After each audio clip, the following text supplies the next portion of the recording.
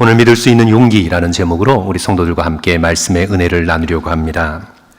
그냥 믿으면 되지 왜 믿는데 용기가 필요할까요? 믿음이란 모든 것을 거는 행위이기 때문입니다. 가지고 있는 모든 것을 다 걸어야 하는 것이 믿음이기 때문입니다. 그렇기 때문에 용기가 필요합니다. 나의 삶 전체를 쪼갤 수가 없습니다. 다 하나로 하여 걸어야 하는 행위가 바로 믿음이기 때문에 믿기에는 어마어마한 용기가 우리에게 필요합니다. 17세기 프랑스의 수학자이자 철학자인 블레이즈 파스칼이 파스칼의 내기라는 이 명제로 유명합니다. 제가 방세의 일부분을 조금 읽어드리겠습니다. 하나님은 있을 수도 있고 없을 수도 있다. 이성만으로 생각하면 그렇다는 거예요. 하지만 우리는 어느 쪽을 선택해야 할까? 여기서 우리의 이성은 별 도움이 되지 않는다. 하나님의 존재와 부재라는 극단 사이에 놓인 무한한 거리에 대한 도박이 벌어지고 있는 셈이다. 어느 쪽을 고를 것인가? 하나님을 있다고 믿거나 없다고 믿는 두 가지 중에 한 가지를 반드시 선택해야만 한다. 해도 되고 안 해도 되는 것이 아니다. 내기는 이미 시작되었다. 모두 다 둘 중에 하나를 선택해야만 한다. 무엇을 선택할 것인가? 마치 도박장에서 전 재산을 걸듯 좋은 비유는 아니에요. 하지만 어떤 부분, 믿음의 어떤 부분을 설명하고 있죠. 도박장에서 전 재산을 걸듯 하나님을 믿을 것이냐 아니면 믿지 않을 것이냐. 둘 중 하나의 인간은 자신의 모든 것을 걸어야 합니다. 중립은 없습니다. 분산 투자는 없습니다. 믿든지 아니 믿든지 둘 중 하나에 반드시 걸어야만 합니다. 그러기에 우리에게 믿음의 용기가 필요한 것입니다. 오늘 본문의 여호수아는 이스라엘 백성에게 같은 도전을 합니다. 우리가 함께 읽은 본문이죠. 14절, 15절. 그러므로 이제는 여호와를 경외하며 온전함과 진실함으로 그를 섬기라. 너희 조상들이 강 저쪽과 애굽에서 섬기던 신들을 치워버리고 여호와만 섬기라. 만일 여호와를 섬기는 것이 너희에게 좋지 않게 보이거든 너희 조상들이 강 저쪽에서 섬기던 신들이든지 또는 너희가 거주하던 땅에 있는 아모리 족속의 신들이든지 너희가 섬길 자를 오늘 택하라. 오직 나와 내 집은 여호와를 섬기겠노라. 여호와를 믿고 섬기든지 아니면 이방의 신들을 섬기든지 둘 중 하나를 택하라. 미루지 말고 지금 여기서 너의 모든 것을 둘 중에 어느 하나에 걸어라. 400년 후에 이스라엘의 역사 속에서 여호와 하나님을 섬긴다 하면서도 다시 우상 바알을 겸하여 섬기는 이스라엘 백성을 향해 선지자 엘리야는 갈멜산에서 이렇게 도전하고 있습니다. 열왕기상 18장 21절 너희가 어느 때까지 둘 사이에서 머뭇하려느냐. 여호와가 만일 하나님이면 그를 따르고 바알이 많은 하나님이면 그를 따를지니라. 오늘 여호수아가 촉구하고 있는 내용이고 오늘 이 말씀은 신앙생활을 하는 이 시대에도 해당되는 말씀입니다. 우리의 위대한 신앙의 선배 주기철 목사님도 하나님을 열애하라, 하나님을 열렬히 사랑하라, 열애하라 라는 제목으로 이렇게 설교했습니다. 보라세계의 억조 창생 중에 하나님을 열애로 섬기는 자가 몇이 있느냐? 대다수의 인생이 아직껏 무지와 허망에 빠져 하나님을 거스르며 눈에 보이는 약간의 교회가 있다 하나 과연 하나님을 열애로 섬기는 자가 몇이 있느냐? 불교도 중에는 염불을 하다가 지옥을 가도 좋다 하는 자가 있고 우상과 귀신을 위하는 자는 오히려 정성이 지극한 것을 보건만 살아계신 참 하나님을 섬긴다는 자들에게는 정성과 사랑을 보기 어렵도다. 탄식하며 결론 내리기를 하나님이 아니 계시냐? 그러면 우리 모두 나가서 무신론자가 되자. 하나님이 참으로 계시냐? 그러면 우리 모두 정성으로 섬기고 뜨거운 사랑으로 섬기자. 하나님과 세상 사이를 왔다 갔다 하는 신앙, 양다리를 걸치면서 살아가려는 그런 믿음, 둘 사이에서 여전히 머뭇하는 그런 비겁한 신앙 말고 너희가 섬길 자를 오늘 택하라. 우리에게 믿음의 용기를 요구하고 있습니다. 그렇다면 성도 여러분, 우리가 용기를 내어 굳세게 믿어야 할 것이 무엇인가요? 무엇 때문에 우리는 이렇게 머뭇하며 차지도 덥지도 않은 신앙생활 가운데 빠져 있는 것일까요? 용기를 내어 굳세게 믿어야 할 것 두 가지 우리 성도들과 함께 살펴보고자 합니다. 첫째로 하나님께서 우리의 필요를 공급하신다는 믿음, 하나님의 공급하심에 대한 굳센 믿음이 오늘 우리에게 필요합니다. 여호수아가 이스라엘 백성을 향해 너희가 섬길 자를 오늘 택하라 촉구하기에 앞서 여호수아 24장 1절부터 쭉 기술하고 있는 내용은 아브라함부터 시작하여 하나님께서 그를 어떻게 돌보셨는지, 이삭과 야곱과 모세의 시대에까지 이르기까지 하나님께서 어떻게 이들을 인도하시고 돌보시며 함께하여 오셨는지, 애굽의 재앙을 내리시고 홍해의 기적을 베푸시고 광야에서 그들을 지켜주시고 이스라엘의 대적들을 물리쳐 주시며 어떻게 이 가나안 땅까지 들어와 이 땅을 정복하게 하셨는지, 그 모든 과정에서 하나님께서 개입하시고 하나님께서 돌보시고 하나님께서 지켜주사 이제 어떻게 되었습니까? 오늘 본문 바로 앞절 13절, 내가 또 너희가 수고하지 아니한 땅과 너희가 건설하지 아니한 성읍들을 너희에게 주었더니 너희가 그 가운데 거주하며 너희는 또 너희가 심지 아니한 포도원과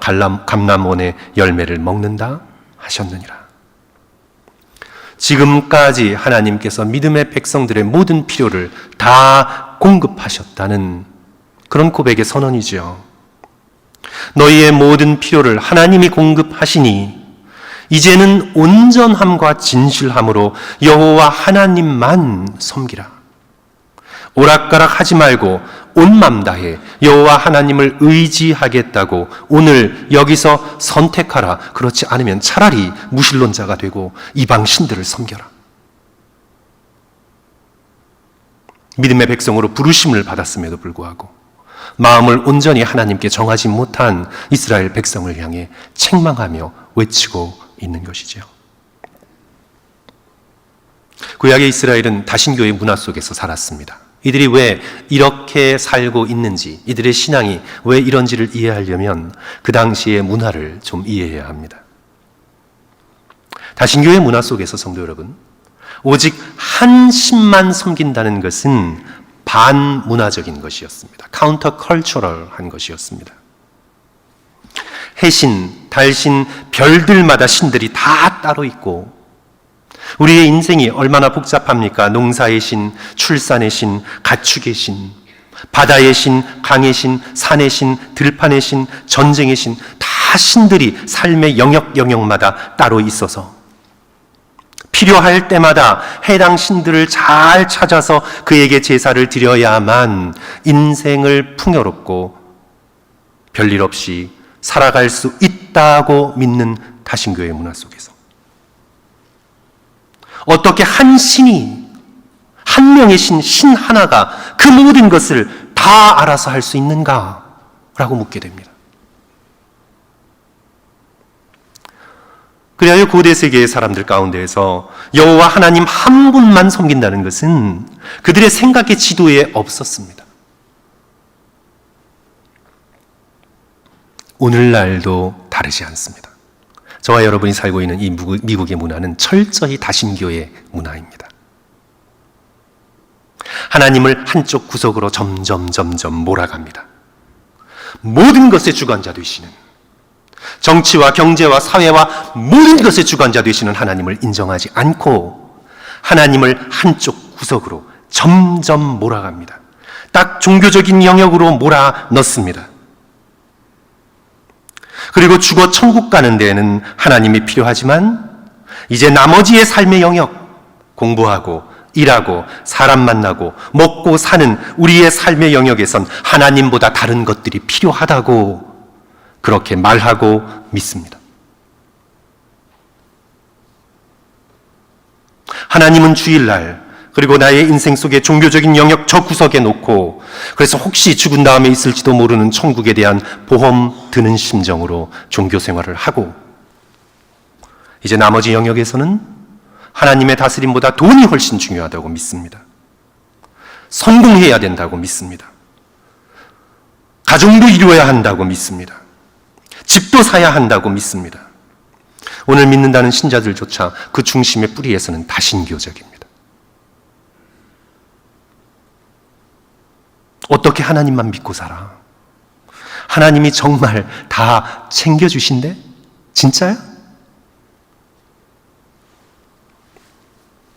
그래서 자녀들이 신앙에 열심을 내면 불안해요. 불안해요. 자녀들이 막 눈물 흘리고 기도하고 성경 보고 찬송 보고 복음성가 부르고 은혜 받고 그러면요. 부모의 심정이 불안해요. 쟤저러다 목사 된달까 봐, 선교사 한달까 봐 불안해요. 하나님을 좀 믿는 건 좋은데 그렇게 하나님께 올인하는 건 불안해요. 인생을 분산 투자해야지. 불안해요. 철저히 우리의 마음에 뿌리는 다신교적입니다.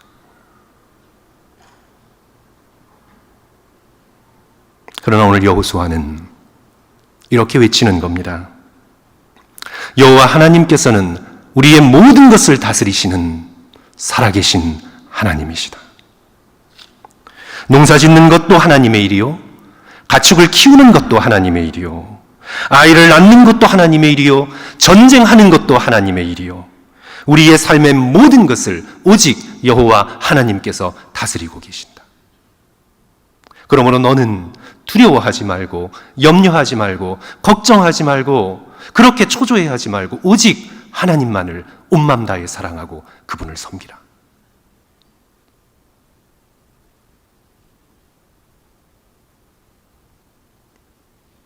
이에 본문에서 이스라엘 백성이 여호수아의 이 결단의 촉구의 말씀을 듣고 그들이 결단을 하긴 하는데 16절 백성이 대답하여 이르되 우리가 결단코 여호와를 버리고 다른 신들을 섬기지 아니하오리니.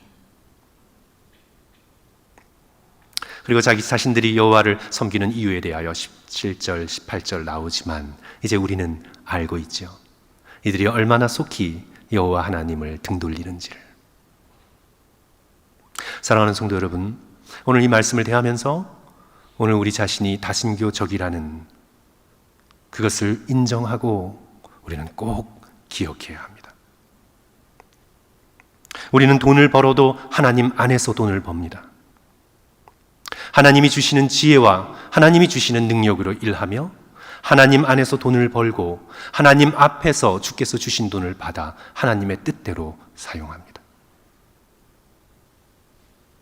오늘 우리의 물질에 대한 모든 주권이 하나님께 있음을 믿습니다. 우리는 결혼을 해도 하나님 안에서 하는 것이고 우리가 독신으로 홀로 살아도 하나님 안에서 살아가는 것입니다. 하나님 따로 있고 나의 가정, 나의 결혼 생활, 나의 독신 생활이 있지 않습니다. 우리는 일하며 먹고 쉬고 즐기는 모든 것들이 하나님 안에서 그분의 주권 안에 있음을 믿습니다. 살아도 내가 예수 그리스도 안에 있고 죽어도 예수 그리스도 안에 있음을 우리는 믿습니다. 우리는 결코 예수 그리스도와 하나님을 우리 인생의 한 구석에 몰아넣지 않습니다. 하나님이 우리의 모든 것 되십니다.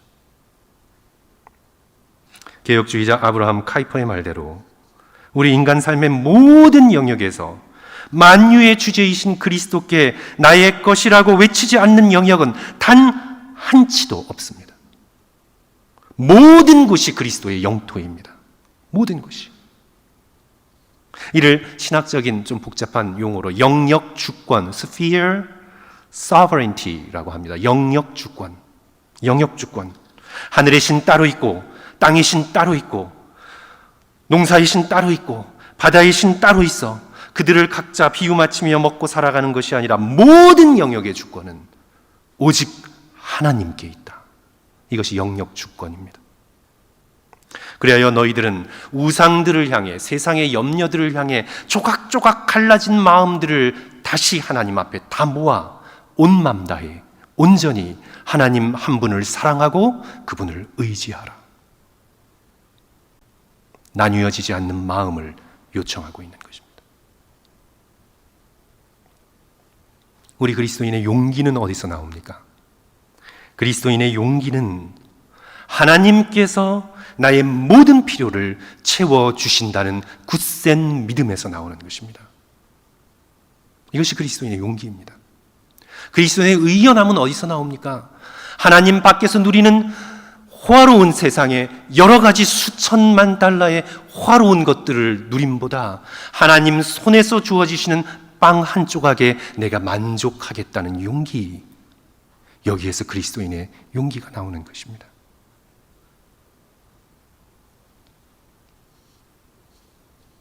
선지자 하박국을 한번 생각해 보십시오. 그는 앞으로 있을 큰 환난 날에 대하여 들었습니다. 그날에는 무화과 나무가 무성치 못할 것이고, 포도나무에 열매가 없을 것이고, 감람나무에 소출이 없을 것이고, 밭에 먹을 것을 찾으려 하나 먹을 것이 없을 것이고, 외양간에 소가 없을 것입니다. 그 두려운 날, 심판의 날, 어두움의 날이 곧 다가올 것입니다. 그럼에도 불구하고 하박국은 어떻게 노래합니까? 하박국 3장 18절, 나는 여호와로 말미암아 즐거워하며 나의 구원의 하나님으로 말미암아 기뻐하리로다. 하박국의 이 즐거움과 기쁨은 어디서 오는 것입니까? 하나님이 나의 모든 필요를 공급해 주신다. 슈퍼마켓이 텅텅 비고 은행의 잔고가 떨어져 나가도 하나님께서는 나의 필요를 알고 계시고 나의 필요를 공급해 주실 것이다. 하나님의 공급하심에 대한 절대적인 믿음으로 인해 그가 즐거워하며 구원의 하나님을 기뻐하고 있는 것입니다. 하박국의 마음은 절대 나뉘어지지 않았습니다. 그의 마음은 하나님 앞에 하나입니다. 마음이 하나가 될 때 순결한 것입니다. 순결한 마음은요, 나뉘어진 마음에 있지 않습니다. 마음이 나눠지면요, 그것은 순결한 게 아니에요. 마음은 나눠지지 않고 하나인 마음으로 하나님께서 내게 허락하여 주신 한 사람을 사랑하고 오직 하나이신 만유의 주 하나님 한 분을 온 마음 다해 사랑할 때 마음의 순결이 회복되는 것이죠. 이 절박해 보이는 상황에서도 하나님께서 나를 채우신다. 성도 여러분, 예수 그리스도께서 다시 말씀하셨습니다. 그러므로 염려하여 이르기를 무엇을 먹을까, 무엇을 마실까, 무엇을 입을까, 그렇게 하지 말라. 이는 다 이방인들이 구하는 것이라. 이방인들은 하나님 없이 사는 사람들입니다. 너희 하늘 아버지께서 이 모든 것이 너희에게 있어야 할 줄을 아시느니라. 내가 나의 필요를 아는 것 이상으로 하나님께서 우리의 모든 필요를 아십니다. 아시는 분께서 우리의 모든 필요를 채우십니다. 사랑하는 성도 여러분, 하나님의 이 공급하심에 대한 굳센 믿음을 가지고 오직 하나님을 섬기시며 하나님을 사랑하시는 저와 성도들 되시기를 주님의 이름으로 간절히 축원합니다. 둘째로 우리 모두가 또다시 용기를 내어서 함께 믿어야 할 사실은요, 하나님이 우리의 최고의 기쁨이 되신다라는 것을 믿을 수 있어야 합니다. 하나님의 아름다우심에 대한 믿음입니다. 하나님이 우리의 마음의 최고의 만족과 기쁨과 즐거움이 되신다. 하나님의 즐거움을 한번 맛보고 나면 이 세상의 즐거움은 아무것도 아닌 것이에요. 여호수아가 저는 그렇게 오늘 여기서 말하고 있다고 저는 믿습니다. 제가 책은 다 읽지 않았지만 어느 책 제목처럼 아름다움은 힘이 셉니다. 성도 여러분, 아름다움의 힘이 굉장히 셉니다. 왜냐하면 아름다움은 사람의 마음을 끄는 힘이 있기 때문입니다. 길을 걷다가도 멋있는 사람을 보면 그냥 저절로 눈이 가요. 성도 여러분들은 그냥 앞만 보고 걸으시나요? 멋있는 사람 보면 그냥 눈이 가요. 저는 한동안 멋있는 사람을 뚫어지게 쳐다보는 사람들을 쳐다본 적이 있었어요. 제가 그런 실험을 한번 해봤어요. 어떤 눈길로 보나. 그래서 멋있는 분이 걸어오면 그 사람을 쳐다보는 사람들이 어떤 눈길로 그 사람을 쳐다보나 이렇게 관찰한 적이 있었어요. 어떤 사람은 뚜렷하게 쳐다보기도 하고 훑어보는 사람도 있고 아래 위로, 그 다음에 실눈 뜨고 보는 사람도 있고 안 본 척하면서 이렇게 살짝 보는 사람도 있고 여러 유형이 있지만 어쨌든 아름다움은 사람의 마음을 끕니다. 아름다움의 힘이 셉니다, 성도 여러분. 모차르트의 음악에서 시 한 줄 표현에서 자연에서 물건에서 예술 작품에서 집에 가구를 배치하는 그 일, 그 방식에서도 일상의 수많은 곳에서 아름다움을 인식하고 그 아름다움에 우리의 마음이 끌립니다. 아름다움은 힘이 셉니다. 오늘 본문에서 여호수아가 이렇게 선언합니다. 15절, 우리 다시 15절 보십니다. 만일 여호와를 섬기는 것이 너희에게 좋지 않게 보이거든, 좋지 않게 보이거든. 영어로 undesirable 이라고 번역했어요. 좋지 않게 보이거든. 너희 조상들이 강 저쪽에서 섬기는 신들이든지 또는 너희가 거주하는 땅에 있는 아모리 족속의 신들이든지 너희 눈에 desirable, 보기에 좋은, 매력적인 그런 신들을 너희가 찾아 섬기라. 그러나 오늘 나와 내 집은 여호와만 섬기겠노라. 저는 여기서 여호수아가 하나님을 섬기는 건 너무 싫은데, 너무 지독히 싫고 의무인데, 근데 내가 지옥 가지 않으려고, 벌 받지 않으려고 그냥 이 일을 빡 아물고 억지로 의무적으로 섬기겠다는 결단은 결코 아닐 것이라고 믿습니다.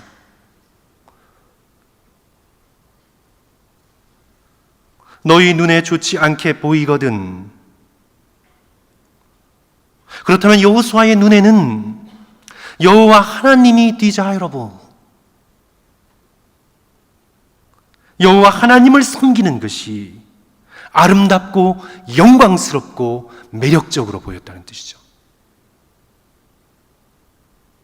한마디로 여호와 하나님을 쳐다보지 않을 수 없었습니다. 멋있는 사람이 지나가도 눈이 자동적으로 쳐다보겠거든. 영광스러운 하나님의 그 놀라우신 모습, 역사 속에서 이스라엘을 위해 이루시는 하나님의 놀라우신 구원을 생각할 때 어찌 마음을 주지 않을 수가 있습니까? 어찌 쳐다보지 않을 수가 있으며 어찌 여호와 하나님을 찬양하지 않을 수가 있습니까?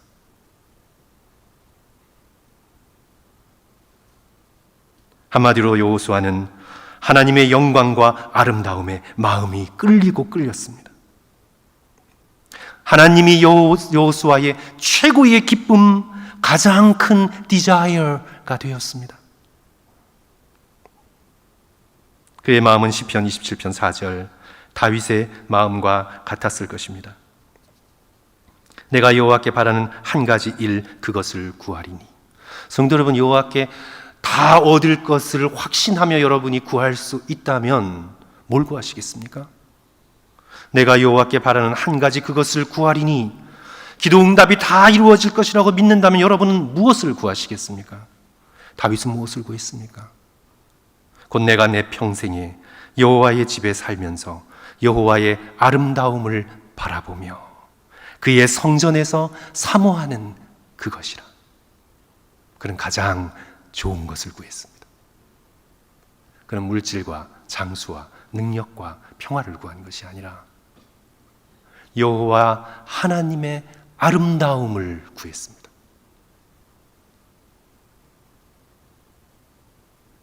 사세기 유대인 신비주의자들은 하나님을 향해 이렇게 노래했습니다. 사랑스러우신 얼굴, 장엄하신 얼굴, 아름다우신 얼굴, 불꽃의 얼굴. 이스라엘의 주 하나님이 영광의 보좌에 앉으실 때 그분의 얼굴, 누구든 그분을 보는 사람은 순간적으로 마음이 찢어진다. 그분의 아름다움을 보는 사람은 즉시 녹아 없어진다. 주님을 섬기는 자들은 마음이 설렌다. 그들의 눈은 왕의 아름다움의 찬란함과 광채에 어두워진다. 인간이 감당할 수 없는 여호와 하나님의 아름다움을 노래하고 있는 것입니다.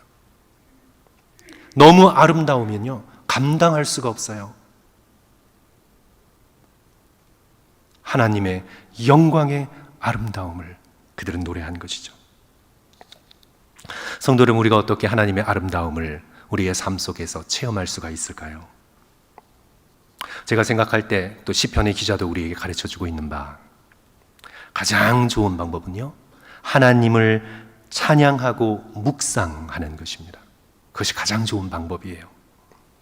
저는 그래서 요즘 들어서 조금 훈련을 하고 있습니다. 이제 중년을 훌쩍 넘어가면서 어떻게 순간순간 이렇게 마음이 뚝 떨어질 때가 있어요.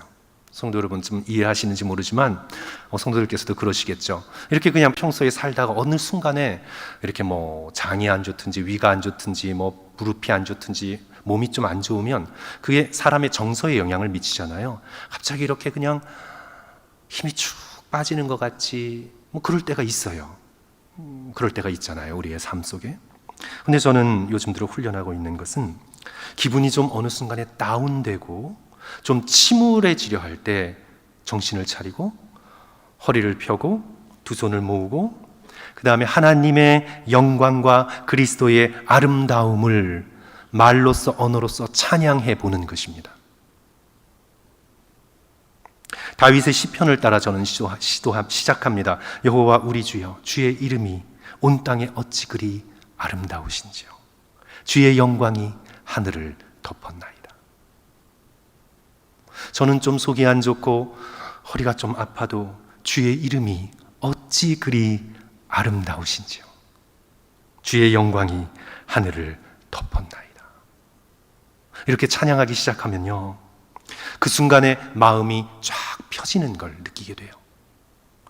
눅눅했던, 꾸깃꾸깃했던 마음이 여호와 하나님의 아름다움을 생각하고 찬양할 때 순간적으로 펴지는 것 같은 느낌이 들어요. 그리고 그 영광스러운 하나님께서 이처럼 보잘것없이 작은 나를 위해 독생자 예수 그리스도를 보내셔서 십자가에 달리게 하신 이 놀라운 신비의 사랑을 생각하며 하나님께 기도합니다. 주님, 도대체 얼마나 사랑이 많으시길래 저 같은 자를 위해 십자가의 보혈을 흘리셨습니까? 얼마나 주님께서 긍휼이 많으신 분이길래 저 같은 사람을 이토록 사랑하십니까? 성도 여러분, 이렇게 고백하면요, 가슴이 막 두근거려요. 부정맥이 아니어도 두근거려요. 성도 여러분 한번 해보세요. 사랑은 고백하면 할수록 커집니다. 아름다움은 고백하면 할수록 더 아름다워요. 우리가 사랑하는 자에게 너 참 예쁘다, 너 어떻게 누구 닮아 이렇게 이쁘니, 그 아이는 점점 더 아름다워져요. 아내와 남편을 향해 당신은 어쩜 그렇게 멋있어, 해보세요. 한번 더 아름다워져요. 더 멋있어져요. 더 고귀해져요. 사랑의 고백은 하면 할수록 커지고 아름다움의 칭찬은 하면 할수록 더 커갑니다. 도스토예브스키가 백지의 주인공 미슈킨 공작의 입을 빌어 말했습니다. 유명한 말이죠. 아름다움이 세상을 구원할 것이다. 하나님의 아름다움이 이 세상의 추함을, 죄악의 추함을 구원하십니다. 우리는 그리스도의 아름다움을 주목하면서 이 세상의 고난을 이길 힘을 얻게 됩니다. 스데반이 죽음의 그 끔찍한 순교의 순간을 이길 수 있는 비결이 무엇입니까? 예수 그리스도의 얼굴에서 빛나는 광채의 아름다움 때문이었습니다. 저는 주를 믿고 따르는 모든 믿음의 백성의 죽음의 순간에 예수 그리스도께서 나타나셔서 그 아름다움으로 우리의 죽음의 고통을 넉넉히 이기게 하실 줄 믿습니다. 아름다움이 세상을 구원할 것입니다. 거짓 아름다움이 가득한 이 세상 한복판에서 사랑하는 성도 여러분, 저와 여러분이 더욱 하나님의 아름다우심을 주목할 수 있었으면 좋겠습니다.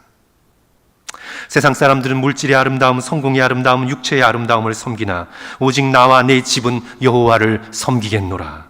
이것이 저와 여러분의 결단이 되시기를 주님의 이름으로 축원합니다.